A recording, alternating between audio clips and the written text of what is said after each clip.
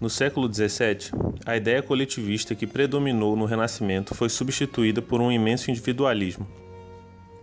Apesar dessa mudança, a busca por novas descobertas e pelo conhecimento permaneceu a mesma, dando origem a grandes médicos e pensadores. Houve uma revolução nas áreas da matemática, física e química, das quais todas contribuíram para os avanços médicos, principalmente para explicar a fisiologia humana.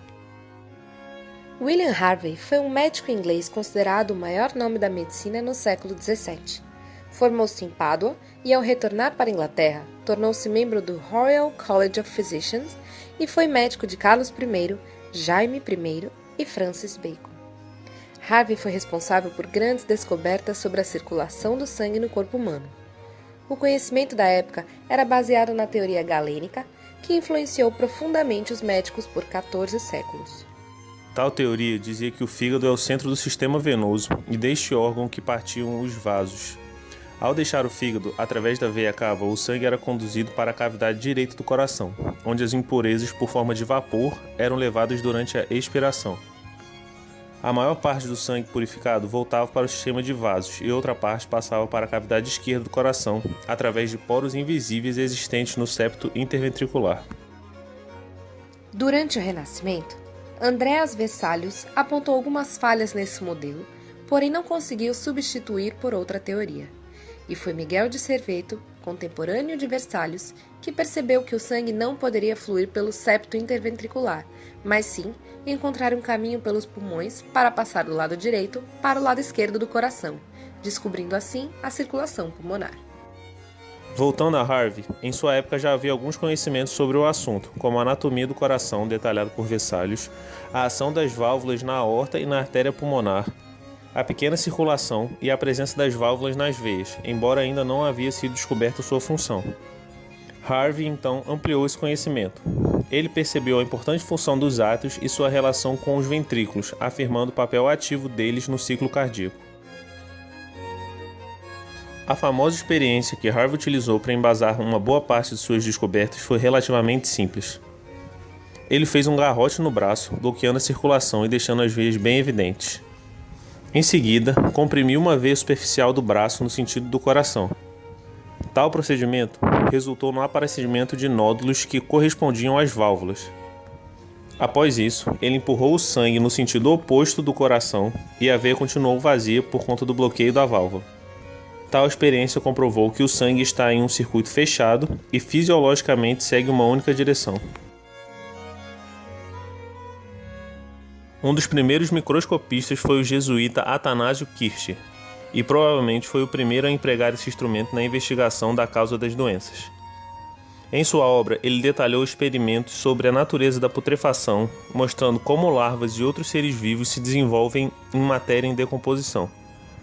Além disso, descobriu que o sangue de pacientes contaminados com a peste estava repleto de vermes, não perceptíveis a olho nu. Atualmente, acredita-se que o que Kircher viu foram neutrófilos, já que era impossível ele visualizar o bacilo com o microscópio da época.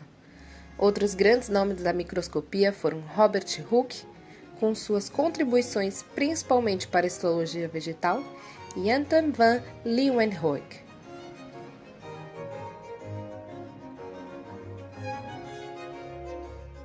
Marcello Malpighi foi um médico e biólogo italiano, considerado o pai da anatomia microscópica e da histologia. Dentre suas principais descobertas, destacam-se o sistema capilar sanguíneo, as papilas presentes na língua, as camadas da pele, os glomérulos nos rins e os alvéolos pulmonares. Foi a descoberta dos capilares pulmonares de Malpighi que confirmou a teoria da circulação de Harvey. A teoria mais aceita até o século XVII era a da geração espontânea ou da abiogênese.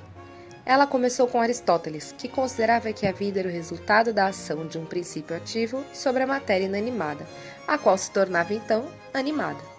Essas ideias perduraram até a Idade Moderna, pois Van Helmont afirmou que os cheiros dos pântanos geravam rãs e que roupa suja era capaz de gerar ratos adultos e completamente formados. A teoria da abiogênese começou a sofrer uma forte oposição com Francesco Redi, que recusou a ideia de larvas se formarem espontaneamente em matéria em decomposição. Red defendia que a vida só podia ser gerada a partir de outra vida, constituindo a teoria da biogênese. Para comprovar sua teoria, Red realizou uma experiência que ficou famosa pelo fato de ter sido a primeira, registrada, a utilizar um controle.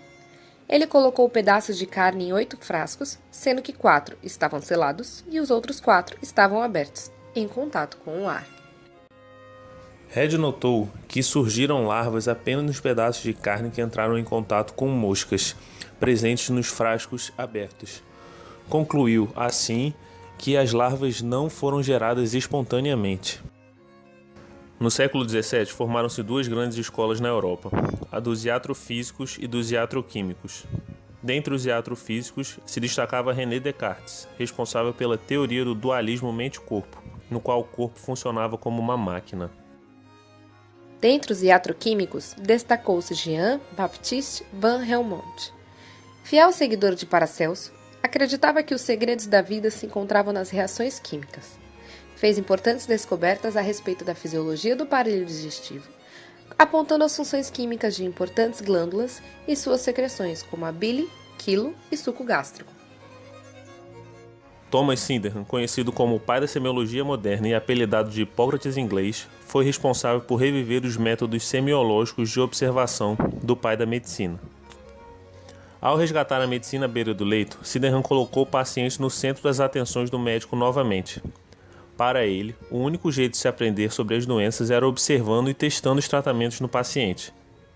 Sydenham uma vez declarou a seus alunos: "Quanto à anatomia, meu açougueiro sabe dissecar muito bem uma articulação.